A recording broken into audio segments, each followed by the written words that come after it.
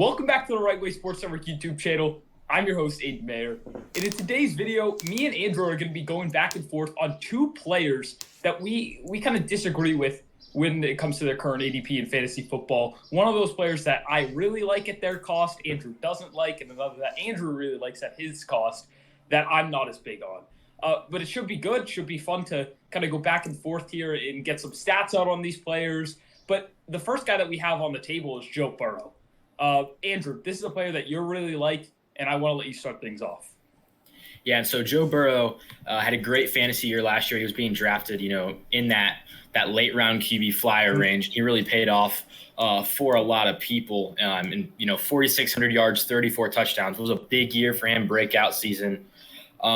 So he was a guy that was a bargain last year. And this year, the draft stock's definitely adjusted. He's being drafted, as a top 60 guy, right around that top 5, top 7 quarterbacks range. So some people, like you, Aidan, and we'll get into this a little bit later, think that's a little too rich for him. But I think that's actually a great range for Joe Burrow.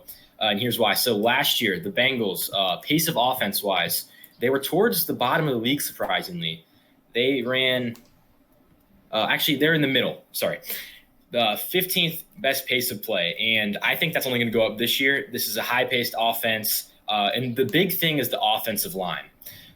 So Joe Burrow was running for his life last year, most sacks in the league. He's going to have more time to throw the ball, get those receivers out. I think he's definitely going to be within 4,500 to 5,000 yards, right in that 30 to 40 touchdown range again. And he's going to hit back on that ADP. So right now his ADP is QB6, and last year on a points per game basis, Burrow was QB10. And I know we have a lot of Bengals fans here that follow us. I love Joe Burrow more than the next person. This is solely a fantasy football take. But when we look at Joe Burrow, the pace of play, which was a lot higher in his rookie season, I get that.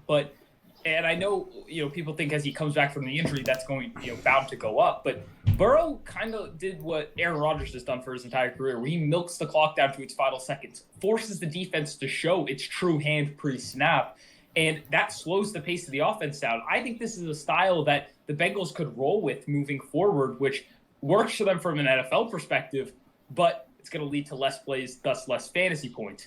And when it came to efficiency, Joe Burrow was first in deep ball accuracy last year, third in touchdown rate. Don't get me wrong, he's fantastic, and he has a great receiving core. Burrow will always be efficient, but these are numbers that really can't go up. They're only due to regress. And as I said, on this major efficiency, which he needs as a passer because he's not too much of a runner, not super, super mobile, you need him to be, again, ultra efficient. He basically kind of capped out at his efficiency ceiling last year. And again, he was QB10 in points per game. We're now drafting him as the QB6. Yeah, and part of that is last year, he started off a little slower, and that might have been the injury. And then the last few weeks, the Kansas City game, the Baltimore, that's when a lot of his fantasy points came. So I can see, why you'd be concerned about, because he's not going to be throwing for, 400, 500 yards more than 1, maybe 2 weeks. That was a historic finish to his season. Right, exactly. But, so early, he had a couple games where he was throwing in the 100 yards last year. So I think so he might not hit as many highs, but efficiency-wise, if he can keep at least moderate efficiency and then get that back up to, a better average, I would say, because we had some outliers last year, like as we saw. If you can get that up a little bit, Burrow is going to be more consistently a week-to-week good option compared to last year where he was more of a dice roll. Again, I like the consistency, but if we're drafting him at QB6, I need that top 5 upside. I need that top maybe even 3 upside. I need it. In a 1 QB league, again, you said he's going top 60. I don't like drafting quarterbacks that high. And again, especially when it's just with Burrow. I love him, but he just doesn't have that top 3 upside. It's rare. You're going to be banking on high end passing numbers, and I'm not sure they're going to be there in 2022. But our next player is Dalton Schultz, and this is a player that I really like, so I guess I'll start it off. I don't view Dalton Schultz as an elite talent at the tight end position. He averaged 12 fantasy points per game last year, was one of the better tight ends in fantasy football, and this year he's going in the middle round, similar range to Joe Burrow. I actually have the ADP right here. I can end up pulling it up for you if I can find the tight ends, but the thing I really like about Dalton Schultz is the offense he's in.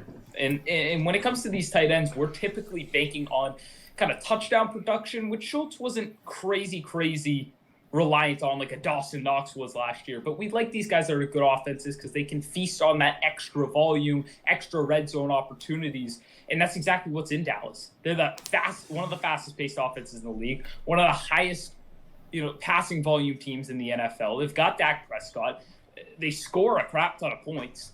And this team lost Amari Cooper, which now opens things up even more for Dalton Schultz to potentially take on an even larger role with the Cowboys this year. As I said, I'll pull up the ADP for you. He's going as the tight end 6. I think this is a fairly appropriate range for Dalton Schultz, but it's still a good one. And overall, he's going as the 64th overall player in your 1 QB leagues. I like that price point, and I like Dalton Schultz. Yeah, and so if you're betting on Dalton Schultz taking the lion's share of those Amari Cooper targets that are vacated, then sure, this ADP makes a little bit more sense. Personally, I think those are going to go back to the receivers. Dak always has liked to get it out to those guys out wide. So like Jalen Tolbert, the rookie, he's going to have a big year, I think. And then James Washington, they brought him in, just a very reliable wide receiver, 3-4 from Pittsburgh. But my real issue with this ADP is that Dalton Schultz, I think you're drafting him at his ceiling, or at least close to it. The guys like Darren Waller, Kyle Pitts, Mark Andrews, Travis Kelce, there's going to be the number one options on their teams. They can return potentially like top 10 upside off here, whereas Dalton Schultz, I don't really see that. Last year I was a big Dalton Schultz guy. I had him in a couple of leagues, but the value in him was that he was such a late pick. He's a sleeper. I think you should be trying to find the next Dalton Schultz instead of just picking him being drafted right around TJ Hawkinson. Hawkinson is just about as safe and probably has more upside in that offense where they don't really have a true number one like Dallas does. Okay, so I'm sorry for the facial expression. I didn't mean to. You brought up James Washington. I was just kind of like Washington, he's a fine depth piece. He's not going to take too much away from Dalton Schultz.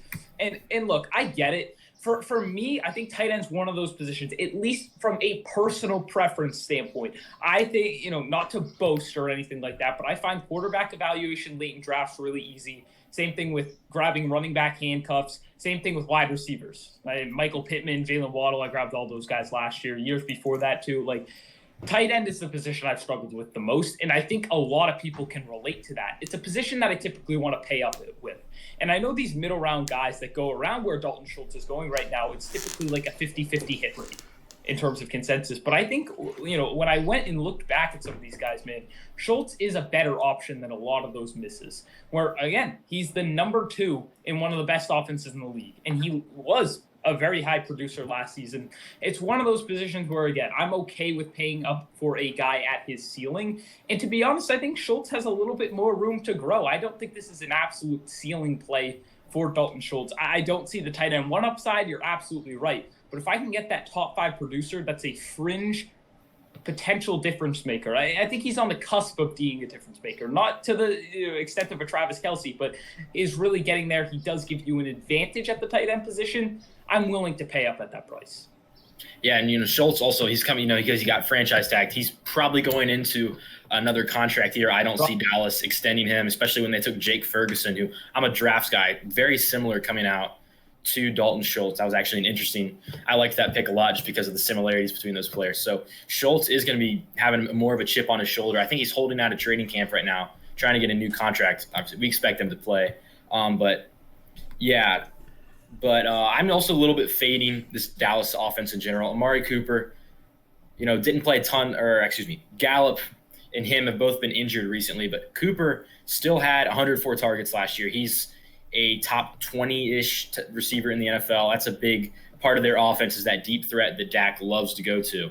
So Schultz, he's a floor guy in my eyes. And if you like the floor like you do and you like to pay up for your tight ends, I can see it. Personally, I'm you go Kelce in round 1, or I wait until the last few rounds. That's very fair. That overall philosophy right there, and that was what I was waiting for. I think earlier, again, I heard James Watt, no offense, just my personal opinion.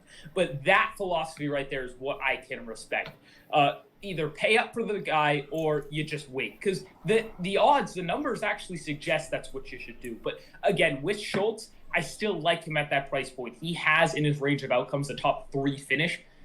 No doubt about it. I personally believe that. And I'm okay, tight end 6, I can pay up for that. I'm willing to do it. there's a few middle round guys, and Dalton Schultz is really just one of, if not the only one, I'm okay with paying up for this year. But I think that's going to do it. We had good discussion back and forth, Andrew. We're going to have plenty of fantasy football content coming out for you guys. I just posted a video of 4 guys I can't stop drafting at their current ADPs. And I'm sure Andrew's going to have a lot of content for you as well, along with our entire NFL and fantasy football team here at the Right Way Sports Network. Really excited. Make sure you guys go subscribe to our Patreon page. The link will be in the description. We are making people a ton of money over there. Go get in on the action. Go make yourself some money. But yeah, that's going to do it for me and Andrew. See you guys next time.